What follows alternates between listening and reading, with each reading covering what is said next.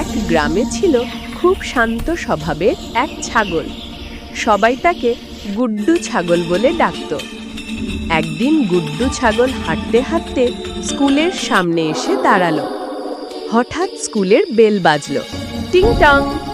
ছাগলটা ভাবলো, ওহ, আমার জন্যই বোধহয় ক্লাস শুরু হলো। সে ঢুকে পড়ল ক্লাসরুমে।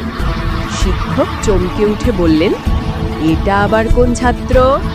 ছাগল ঠান্ডা গলায় বলল, স্যার, আমি পড়তে এসেছি। গ্রামের সবাই বলে পড়াশুনো করলে জীবনে বড় হওয়া যায়, তাই এলাম। শিক্ষক হাসতে হাসতে বললেন, ঠিক আছে, তাহলে বলো 2 যোগ 2 কত? ছাগল একটু ভাবল, তারপর বলল, স্যার, আমার হিসাবে 2 যোগ 2 সমান 22, কারণ 2টা 2 পাশাপাশি লিখলে তো 22 হয়। পুরো ক্লাস হেসে গড়াগড়ি খেতে লাগলো। শিক্ষক মাথা চুলকে বললেন, যাও যাও, আগে গণিত শেখো, তারপর এসো।